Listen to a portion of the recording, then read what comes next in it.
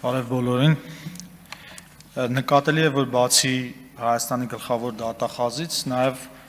այստեղ ներկա չի դատախազի նախկին տեղակալը, հիմիկվա մարդու իրավունքների պաշտպանը։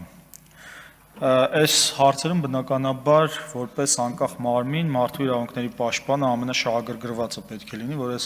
քանակությամբ քաղբանտարկյալներ, քաղհալածյալներ ու ապօրինություններ չլինեն։ Թեև սահմանադրությամբ ու մարդու իրավունքների պաշտպանի մասին օրենքով սահմանվում է, որ մարդու իրավունքների պաշտպանը անկախ գործիչ է, սակայն եկեք մի հատ փորձենք տեսնել, արդյոք անկախ է թե ոչ ու լուծումներ գտնենք, որպեսզի իսկապես անկախ դառնա, եթե անկախ չի։ Ինչպես է ընտրվում մարդու իրավունքների պաշտպանը։ Համապատասխան հանձնաժողովը, որը մարդու իրավունքների եւ հանրային հարցերի հանձնաժողովն է, ներկայացնում է թեկնածու, այդ հանձնաժողովում 5 հոգին մեծամասնությունը իշխող կուսակցությունից են։ Եվ այդ թեկնածուն առաջադրելուց հետո բերում են ազգային ժողով։ Ազգային ժողովը падգամավորների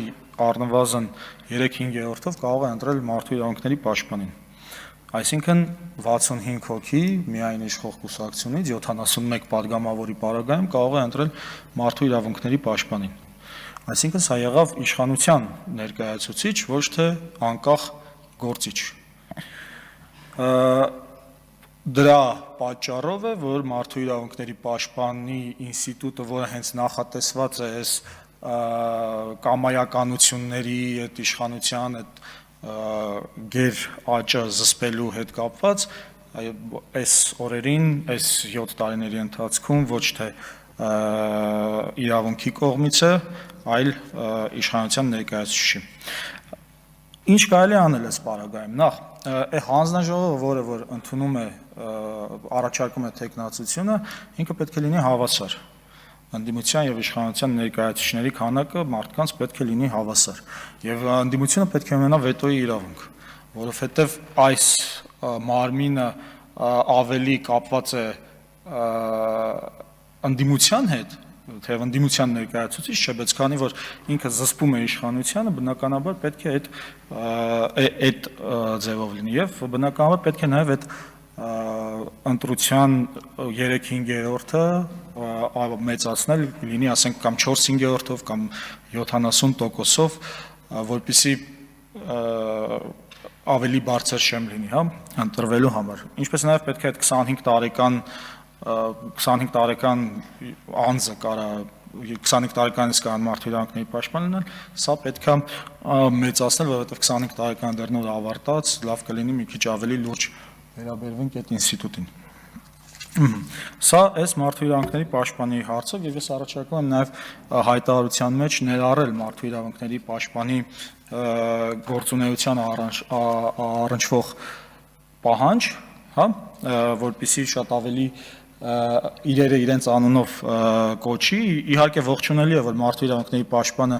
արդեն սկսել է մտահոգվել, որ կալանքը որպես խափանման միջոց պատժի նպատակով են իրականացնում, բայց մտահոգվելը քիչ է, պետք է նաև դատապարտել եւ Լիդիա Մանթաշյանի պարագայում ես կարդացի հայտարարությունը, իրերը կոչել իրենց անուններով եւ ոչ թե զուտ Լիդիայի տեսակետը արտահայտվի հայտարարության մեջ, այլ մարդու իրավունքների պաշտպանի տեսակետը, որ նա այո քաղբանտարկյալ է։ Ինչ վերաբերում է